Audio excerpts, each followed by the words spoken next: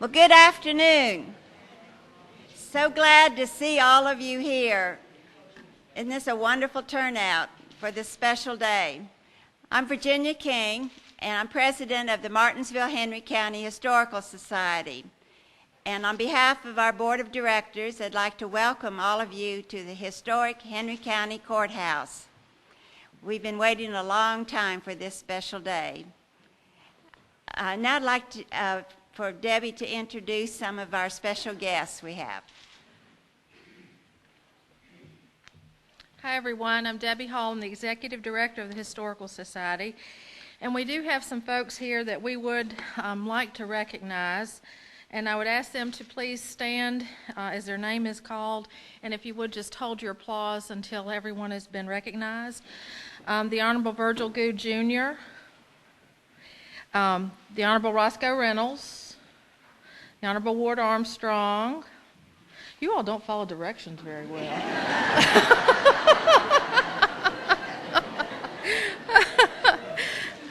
The Honorable Don Merricks, the Honorable Deborah Buchanan, Tommy Slaughter, and Mike Sadley, former Henry County Supervisor, is back there somewhere. City Council Member Danny Turner. The Honorable Vicki Helmstutler, Clerk of the Henry County Circuit Court. The Honorable Juanita Stewart, former Henry County Circuit Court Clerk. The Honorable D.G. Hanby, former Clerk of Patrick County Circuit Court. The Honorable Lucy Clark, former Henry County Commissioner of the Revenue. And then we have some other folks with the judiciary and the court system. The Honorable William F. Stone, Jr., the Honorable David V. Williams, the Honorable Kenneth M. Covington, and the Honorable Susan Dethridge. We also have Opal Hall here. She's the clerk of General District Court. Libby Bondurant, who's former clerk of the Henry County Juvenile Domestic Relation Court. And we'd also like to recognize Benny Summerlin. Where's Benny? Okay, he's Henry County Administrator. And I'd also just like for anyone who worked in this building or the part of the building that's not here anymore over the years to please stand. Okay. Thank you all for coming. Okay. Now we can give you all a round of applause.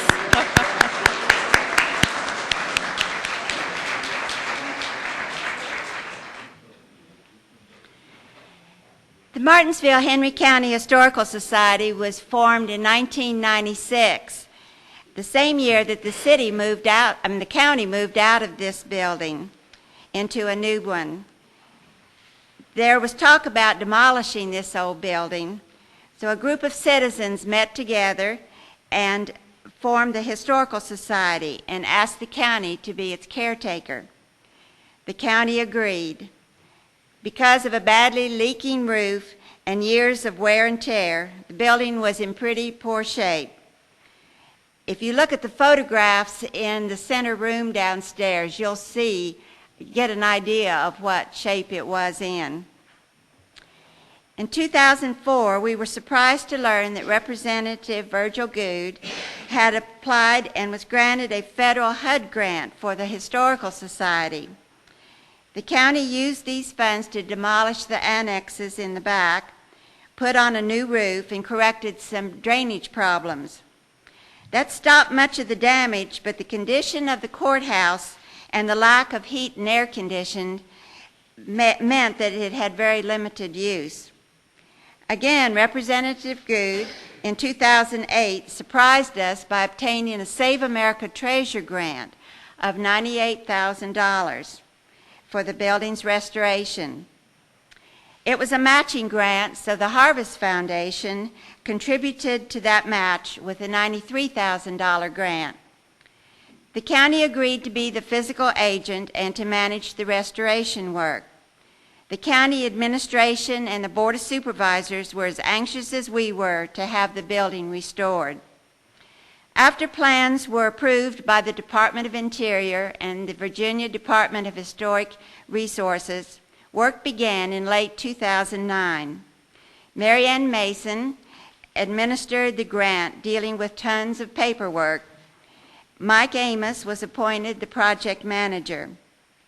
David Moore, the director of purchasing, and Jeff Turton, county engineer, worked with Mike to see that the project met all the requirements. Will any of you from the county who worked on this project please stand at this time? Mary Ann, I know you're here. There's David. Let's give them a hand.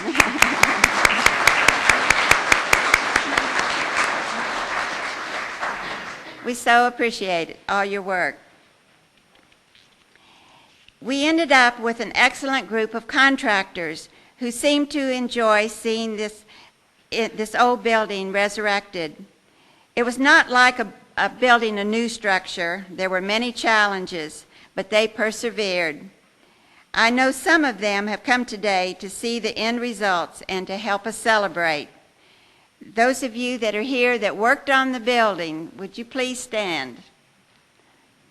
The contractors, we've got some. Let's give them a hand.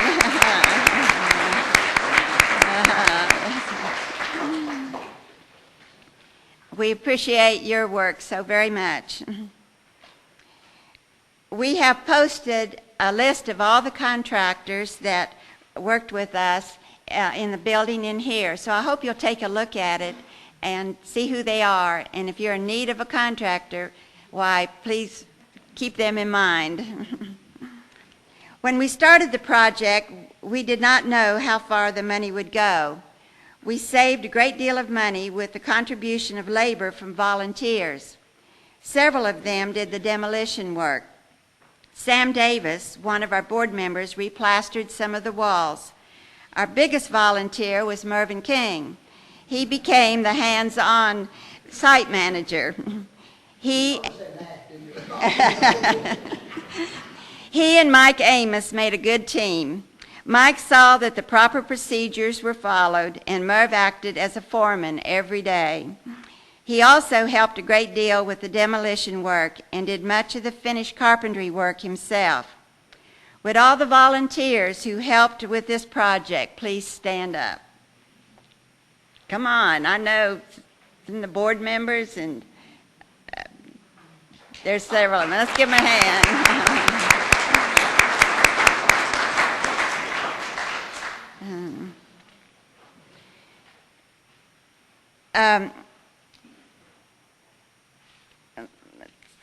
We thought originally we only had enough money to stabilize the building, but because of conservative bids and much work by volunteers, we were able to complete all the restoration work, even having enough funds to build a handicap restroom on the first floor.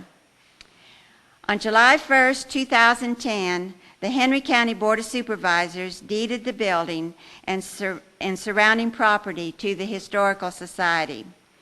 We are so very grateful. Thank you, Henry County.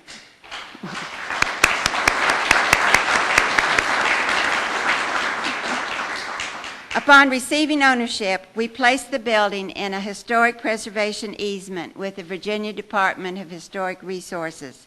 We have pledged to maintain the property in perpetuity. Once the restoration was completed, we dreamed of how the building would be best used by the community.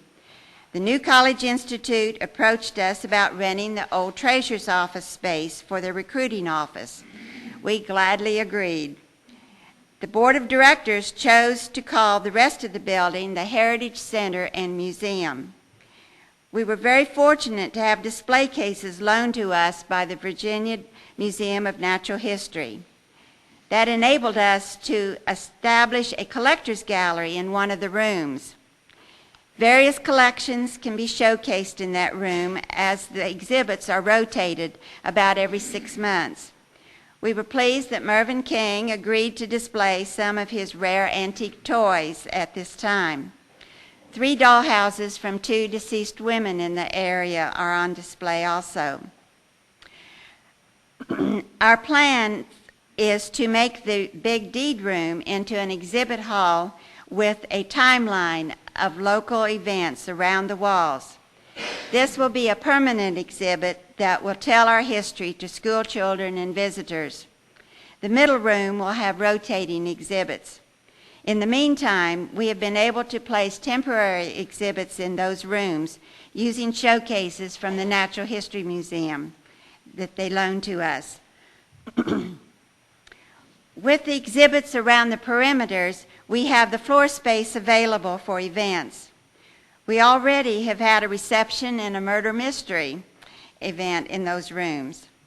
The former court clerk room can be used for meetings and a staging and serving area for caterers. Just last week, it was rented for a baby shower. We have tables and chairs for over 100 people available. Of course, we are very proud of our courtroom. I know that some of you have sad memories associated with this room, but from now on, it can create many happy memories. The Historic Society will use this room for many of our programs and events, but it also is available to be rented to other groups for meetings, entertainment, or even weddings. TheaterWorks is planning to use this courtroom for a play in the fall, The Cane Mutiny. We have listed the courtroom with the Virginia Film Office as a potential filming location.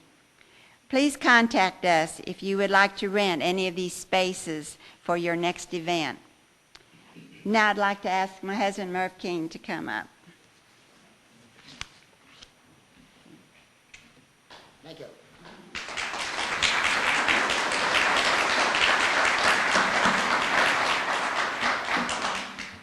Well, you know, a little bit emotional, but it certainly is glad to see all you people are turned out on a day like this. We're glad you're here, and we hope you enjoy it and look around and see all the things that have been going on.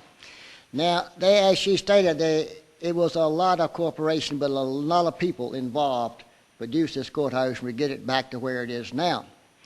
Mike Amos and I were great friends back from the old days 40 years ago in the operating room, so we've been working together a long time. He was fantastic, both taking care of some of the political stuff back in the courthouse and county, as well as physical labor on the floor. He was fantastic. But this is a good example, I think, that how the city and the county can work together and get something very possibly done. And I think that this is something we need to think about. But we were very well pleased. Got an interesting development here that came out with some local friends. You know, some years ago, we built a loft apartment and live right over here on the second floor of the Pythian building. And I want to tell you the story about two women who you probably never heard of, Blanche Thomas and Evelyn Cooley. They were both, they were neighbors here in Martinsville. Most people did not realize that these two ladies were living in the apartment in a building that Blanche owned at 30 West Main Street, which is right behind the Knights of the Pythian building, just on the other side of the parking lot. Every day we could look out the back window and see Evelyn bringing food out to the neighbors' cats.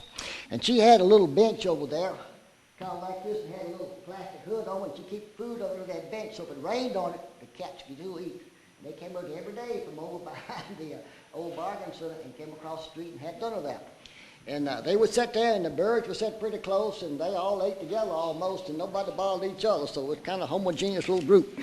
But they really loved those cats. Blanche came to Martinsville in 1942. She worked at the Pont for 38 years. She rented an apartment on the second floor with three other ladies who also worked in the Pont. Now, that building originally was set up as rental rooms. It had about 8 different rooms, 2 toilets, and 2 kitchens. You could rent a room and use the toilets and the kitchens, or you could rent 2 or 3. But they were set up so they had doors between them, or you had a hall going in the middle. In the 70s, Evelyn's, her sister, came to live with her. She was at Paducah, Kentucky, and had a big flood down there and washed her house away. It flooded her out, so she came up here and moved in with her sister. They called the second floor, they lived in their city home, and the first floor where they kept their memories of their childhood, their country home. Blanche was very frugal, although she brought some really nice clothes and lots of shoes. It was at least 100 pair of shoes there, lots of shoes. And McCullum Farrell and the Farrell Shoe Store and Holtz. I think she kept every dress, suit, coat, and shoes that she ever bought. Must have been about 10 wardrobes full of clothes in there when we started cleaning things out. As Blanche and Evelyn became older, they both suffered from health problems. Evelyn had cancer and Blanche had a stroke and heart problems. The beautician, Donna Gregory, became there. She didn't have the children, so they didn't have the children. She came kind of looked after them, and she was really good. Became their dear friend and helper. When talking to an attorney about their wills, they were indecisive as to where they wanted the estate to go. They had no close friends or relatives, so Donna suggested to them that they leave some of the estate to the Historical Society. We had told them about the society and hopes to restore the courthouse, and also they were very much interested in what was happening to their building and hoped that was going to get restored too. They'd been there so long. That building was built in about 1939. Both Blanche and Evelyn had to move to a nursing home. Donna, as their power of attorney, recognized their home was badly in need of repair. To prevent it from further deterioration, when Blanche approved, Donna asked us if he would be interested in buying the building. We agreed to do so. Evelyn died first at the age of 82, then Blanche, 2010, at the age of 86. The Monroe Henry County Historical Society was informed that Blanche had willed half of her estate to the organization. Because of this gift, we have been able to hire a full-time experienced executive director, Debbie Hall. By no longer having to depend on just volunteers, we now have a person who can help us bring the Heritage Center and Museum to their fullest potential. The mission of the Historical Society is to collect, preserve, and interpret our history. But we also plan to play a major role in developing the heritage tourism in our community and help the economy. There's something interesting about this, too. Blanche and Evelyn love cats. Great deal. I like cats. We had a lady who was interested in an apartment, Barbara Kirk, who liked cats. So, Evelyn and Blanche, we now have probably the only apartment in the state of Virginia that was specifically designed to be a four-legged cat house. And this brings an interesting problem when you go over to the building inspector, Chris, and tell Chris that you want to build a cat house. If his mouth kind of flops out, number one, you can't build a two-legged cat house, and number two, there's no such thing as regulations on a four-legged cat house. So he is up the creek. But in there, we built a cat house, and it turned out greatly, and Barbara loves it, and Blanche, and Evelyn, and Barbara, and all of us enjoy the cats. Thank you very much.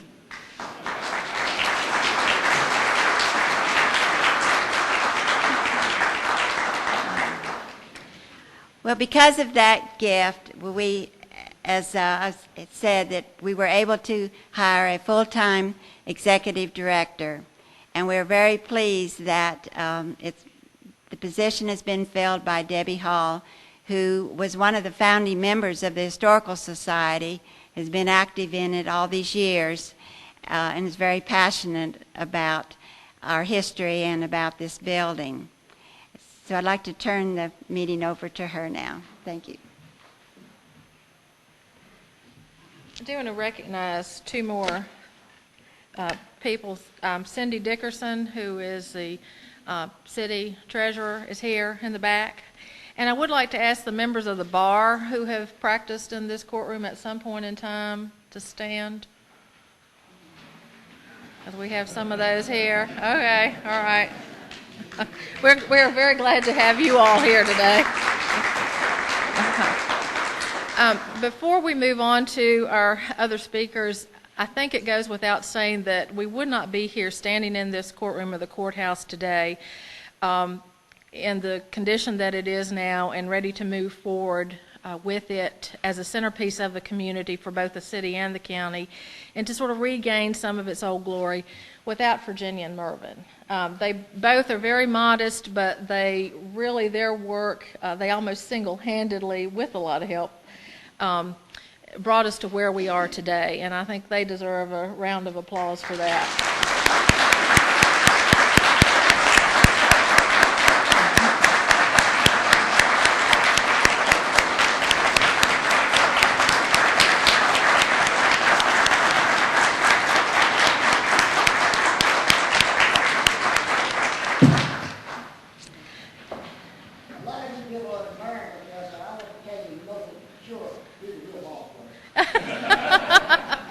And I also see Martinsville City Circuit Court Clerk Ashby Pritchett standing back there, so we're glad to have you. As Virginia mentioned, last summer the Henry County Board of Supervisors deeded the courthouse to us, and we are very glad that they had the faith and trust in the Historical Society that we would be able to take on the project of renovating and sustaining this most important building in the history of our community. And so I would like to ask Chairperson of the Henry County Board of Supervisors, Deborah Buchanan, to come forward.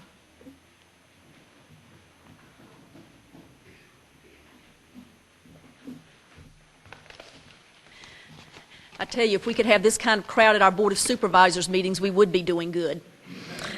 Well, I'm thrilled to be here today, and on behalf of the Henry County Board of Supervisors and some of my fellow board members, I want to thank you for allowing us to participate. You've done a wonderful job. Today, we literally stand on the steps of history. This courthouse dates to 1824, and the restoration of this property has taken us back to its 1929 form. What a wonderful opportunity we have had here today to stand in 2011 and look back 90 years. Courthouses used to be the center of our community. Residents met there virtually for all kinds of reasons, and you can imagine, including, yes, getting their uncle or their husband or their child out of jail and maybe through court. But I'm pretty sure that that's not the case today. Instead, we get to see and look back at perhaps how this is going to help us in the future. Two of the courthouse's tenants are the Martinsville Henry County Historical Society and the New College Institute. Could we have a better example of our rich past and our hope for a rich future? It's fitting that both of these groups are part of this wonderful facility. We have a tremendously rich history here in Martinsville and Henry County. I think we have a great potential for similarly an impressive future. There is no doubt that we have had our challenges, and we continue to have them. Some have given up, even on us, much like this beautiful building. But this building obviously has bounced back, and I know that we will too. We want to thank the Harvest Foundation for their support of this renovation, and we want to thank the grant programs that have played such a vital role.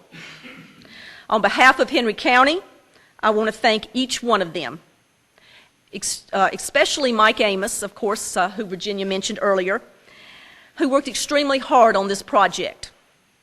Mike is a tremendous public servant, and he works his heart out on every project that he's involved with. And this project, we'll give him credit, probably wouldn't have turned out as well if it wasn't for Mike's guidance and his commitment. Mike was not able to be with us here today. Again, on behalf of the Henry County Board of Supervisors, we want to thank you so much for allowing us to be part of this day, and you've done a wonderful job. Thank you.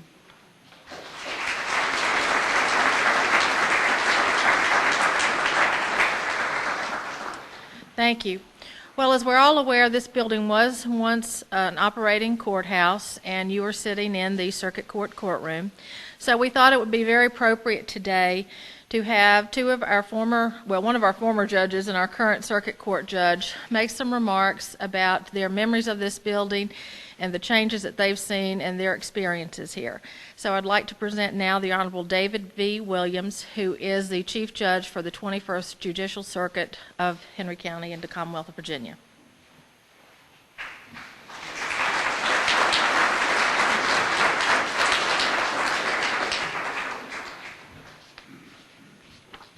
Thank you, Debbie. Isn't this great? It's just marvelous. You know, they say that you never forget your first love, and I think that's true because I always loved this whole courthouse. Now, it's true that for much of the time when I was here, the restrooms didn't work. When you had a jury trial, I'd get my bailiff, Tommy Minner, and, you know, bailiff would take charge of the jury, and then we'd give them a bucket of water because that's the only way you could get the bathroom to flush. And it's also true that hot water was iffy. The occasional rat or centipede would invade the courtroom from time to time. But I still love this place, so I'm very, very happy to see it restored. It's hard to believe that it was 31 years ago when I first set foot in this building. Young and dumb hardly describes my condition, but I got to go to graduate school, and that was called the Henry County General District Court. In those days, it started at 8:30 in the morning, and every lawyer in town was there. You got to see great lawyers try cases, Jim Young, Ben Gardner, John Epperly, John Hartley. Roscoe was the prosecutor, and a fierce one at that. Judge Kaiser was still practicing. Ed Williams, Bill Carter, Kerry Randolph, Dick Broadus, A.L. Philpott. If you wanted to learn how to try a case, all you had to do was sit there and watch those gentlemen try cases because they knew what they were doing. And many of those folks are gone now, but I think when the place being restored like this, I think their spirits are going to come back and hang around here with us. They all set great examples for young lawyers. You had great judges, too. Judge Hooker, Judge Covington, although I admit I was a little scared of Judge Covington. Judge Richardson, and then you had Judge Greenwalt and Judge Stone down at district courts, and Judge Ford and Judge Warren down in the J&D courts. It always was a pleasure to try cases in those courts. In 1990, Judge Covington called me up to the office. I was Commonwealth attorney then, and he told me that he was going to retire, and if I had any interest in being a judge, I should talk to A.L. Philpott. So the next day, I came out of court and happened to run into the speaker down in the clerk's office, and I invited him down to my office, and Mr. Speaker, I'll buy you a cup of coffee. So I bought him a cup of coffee, and he lit his pipe, and I told him how I was interested in being a judge. And he proceeded to tell me how totally lacking I was in any legal ability. And I pleaded my case pretty strongly. And finally he said, well, you're not as dumb as some of those SOBs we put on the bench. So with that ringing endorsement, I got to be the circuit court judge. I remember distinctly the first day I tried a case, I came out, and it was a murder case. And I sat down at the bench, and I immediately had an Otis Campbell moment. You know, Otis on the Andy Griffith Show, when Otis would get in the jam, he'd sort of look up and say, what a mess I've made of my life. And I knew exactly what Otis was talking about. But so many great memories. It's great to see the clerks and the deputy clerks who work so hard here. And as Juanita told me one time, her job and my job was to keep each other from going to jail.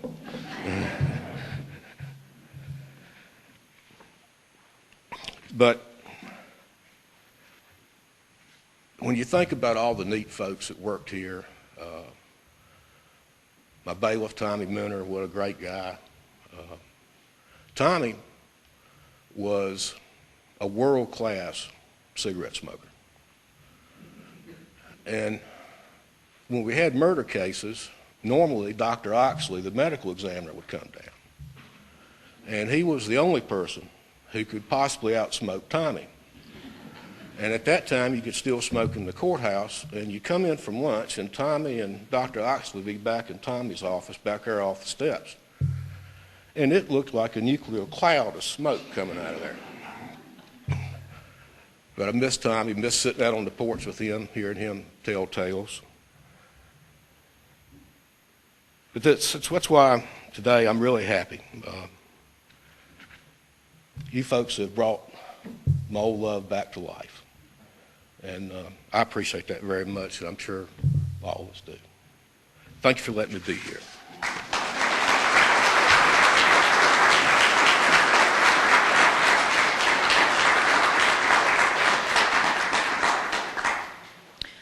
Back in 1986, I started practicing law here in the area I grew up in, and it was in this old courthouse, so I sort of feel like I have come home. And the judge who was sitting on this bench at that time was Judge Kenneth Covington, so I'd like for him to come up now and share his thoughts with us.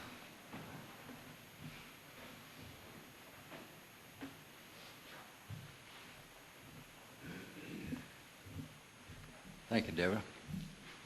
Certainly a pleasure to look out and see so many folks that I worked with in this old building and was associated with over the years. I want to thank the Board of Supervisors, Deborah, and the other members for having the foresight to turn this building over to the Historical Society. I want to particularly thank Dr. and Mrs. King and all of those who have been a part of this great restoration. It's unbelievable what's been done here. So good to see this old room looking so clean. I think you could actually keep the floors clean here now without the termites and everything running around over when I was last here. But it's a pleasure to see what the efforts have brought forth here, and I'm very appreciative of it. I remember the first time that I had any experience with this old room was back in 1946, about 50 years ago. At the July term of the circuit court, my dad happened to be on the jury in a murder case here in this courtroom, and he let me off from baling hay that day and let me come to court with him. And I came and sat on that first bench, I recall, right in the corner for 2 days and watched the trial of that case. There were two tables here, of course. The prosecutor or the plaintiff's lawyer was over here, and the defense counsel was at the table over here. And I had the good fortune to see the performance of two of our greatest lawyers, I think, that have been in this area. Mr. W.R. Broadus was prosecuting, and Hannibal Joyce was defending. And that was a great experience for me to observe that. I had been out, of course, working on the farm and chopping corn and baling hay and cutting wood and doing things like that. And I sat there doing the progress of that trial, and I thought to myself, well, that looks like a pretty good way to make a living there. Doesn't seem to be too much hard work involved in there.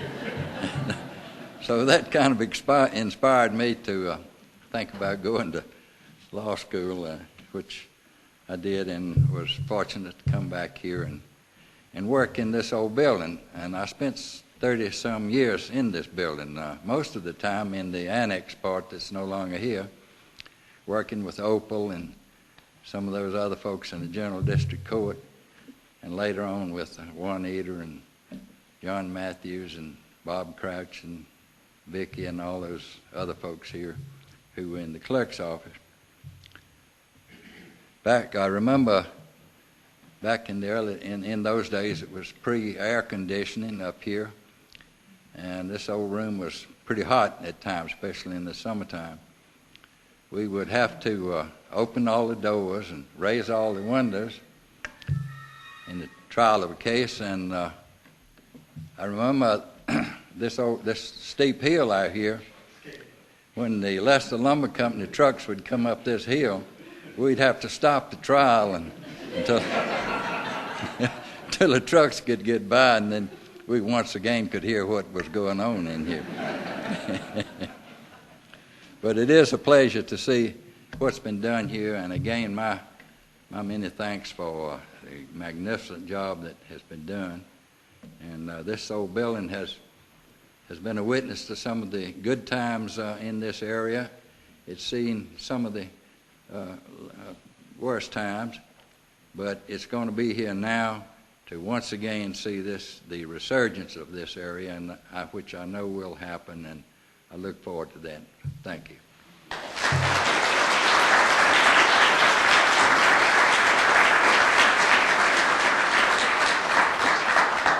Thank you. And now, Ward, come forward, Virginia. I can tell some stories first, can Sure. I? Well, you can stand here, but either way. Never give an attorney the floor. Yeah, and a politician both. But anyway, no, probably not.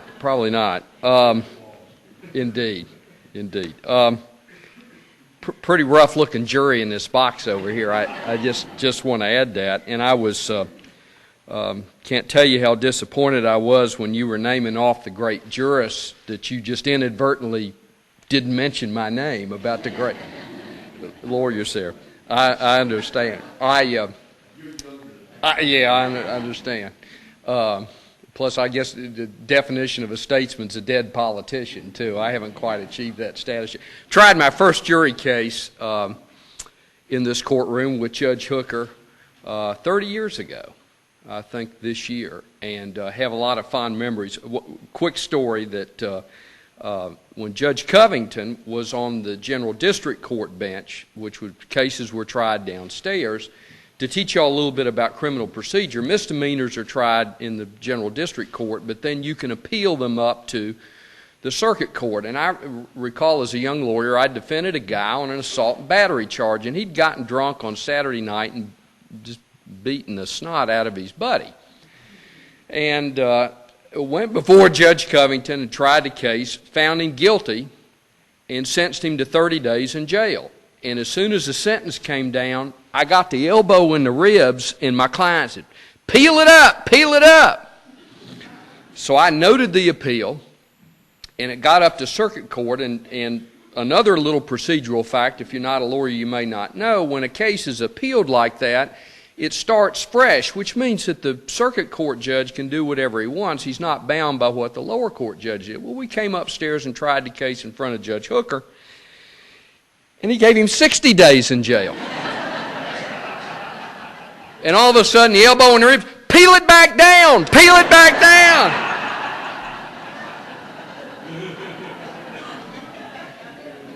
And I will never forget, I was trying an arson case when you were on the bench, Judge Covington, and guy was charged with burning down his own business. And I think Roscoe when he was prosecuting, brought the insurance agent in and had him on the stand right here and said, "Did you have a conversation with the defendant at any time immediately prior to his business burning?" "Yes, sir, I did." "And did you talk about insurance coverage for his business?" "Yes, I did." "Can you relate to the members of the jury the conversation that you had?" "Well, we talked about that he had basic coverage." Okay, and then what else was said? "I asked him, did he want extended coverage?" "And what did he say?" "Well, he wanted to know what extended coverage would cover." "And did you tell him?" "Yes, I did." "And what was that?" "Well, they would cover such things as windstorms." "And what did the defendant say?" "He said to me, 'Who in the world can start a windstorm?'"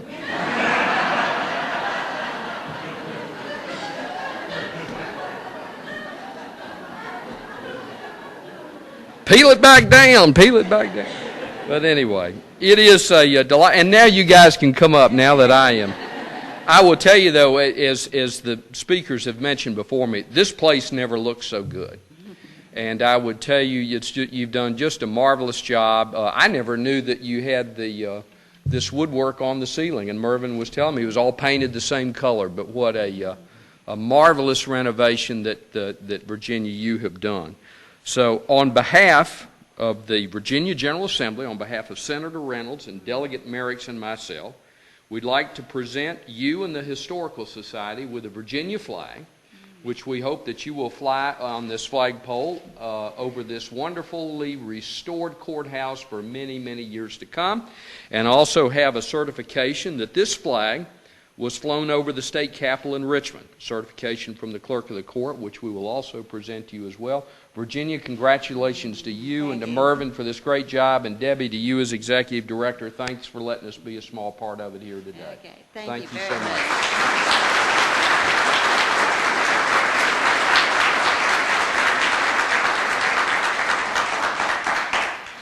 I have a couple of housekeeping matters before we complete this portion of our day. We would like to thank Terrence Maney with TMM World and Carrie and Doug Carter with Me Time Productions. They are filming this for folks that couldn't get upstairs. They're downstairs watching this. And it also will be on our website once they sort of get that formatted. So if you or your family members would like to see it again, then you'll be able to do that. And our website is MHC Historical Society, or www.mhchistoricalsociety.org. So please take a look at that. I would ask, if you did not sign the guest register when you came, if you would please do that before you leave. And we would like for everyone to stay, mingle. I know we have a lot of people together here that have not been together in a long time, so please chat, tour the building. We have exhibits in the rooms up here. We have exhibits in the room downstairs. The New College Institute office, which is in the old treasurer's office, is also going to be open, so if you'd like to go see what was done over there, there's no longer a hole in the floor, so that's a good thing. But we really would like for you to do that, and we do have some refreshments downstairs. I'm not sure if she's here today, but Edith Palmer had RSVP'd that she was coming. She may be downstairs. Today is her 97th birthday, so she wanted to come and share that with us.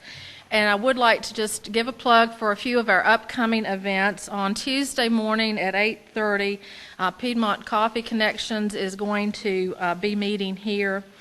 And then on March 20th at 3 p.m., we have a lecture, Stoneman's Raid, with author Christopher James Hartley. Will join historian Tom Perry to discuss Mr. Hartley's new book, Stoneman's Raid, 1865, which was published last year by John Blair Publishing in Winston.